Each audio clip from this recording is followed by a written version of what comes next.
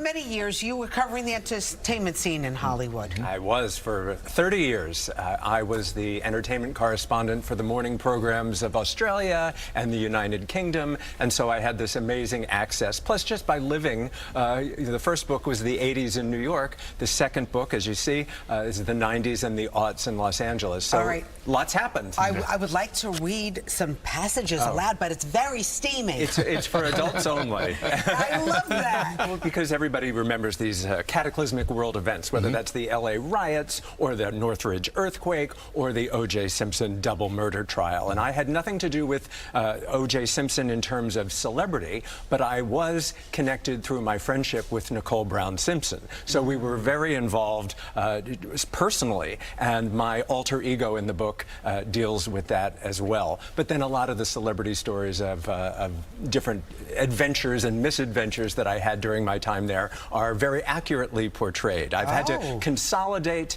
some characters and shift along some time frames. But if you like a Jackie Collins book or a Sidney Sheldon book, that kind of thing, this is for you. And that's what I say to a lot of people. It's like the nice thing about New York City, it's always here waiting for you. You may change, the city may change, but New York is ever present. It's always here waiting to welcome you back. My cousin chose not to be involved with this documentary, which I think says something right there. But we'll see. There certainly is a public thirst for it, Lloyd. Any doubt in your mind that O.J. did it? No doubt in my mind. Would the first-class Jewish passengers, like Strauss's in Guggenheim, have faced anti-Semitism, or was first class kind of beyond that? I think on the Titanic, they did not face anti-Semitism. I think they were treated as paying customers.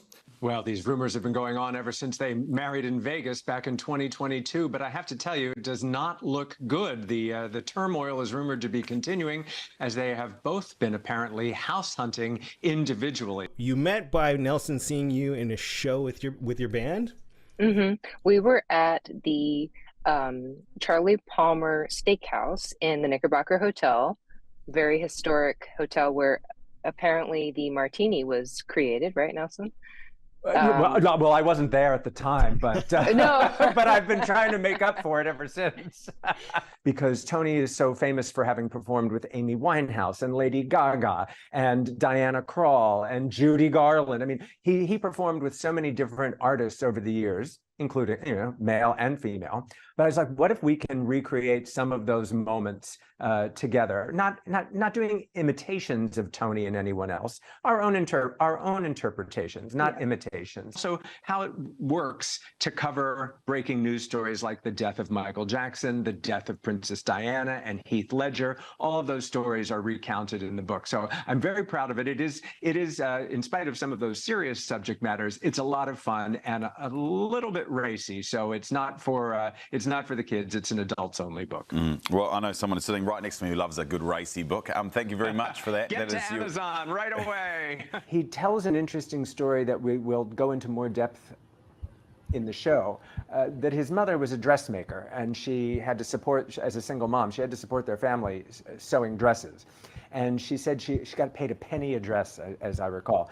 And he said she had told him that she never wanted to work on a bad dress. She only wanted to work on quality garments. And he felt the same way about music. And what I would like the audience to come away with is maybe a feeling that they're getting to meet the man that I met, because we do have the interview clips. So and then I can you sort of put them into, I can them up to put them into perspective. So to give you an idea, because everybody has a Tony Bennett memory or a Tony Bennett impression or a favorite song or I don't know, something. He's really touched almost everybody, certainly anybody that enjoys music. So yeah, that's what I'd like the audience to come away having, of course, had fun, maybe having a good food and drink or whatever, but to feel like they know something more about Tony Bennett than just the recordings that they've heard.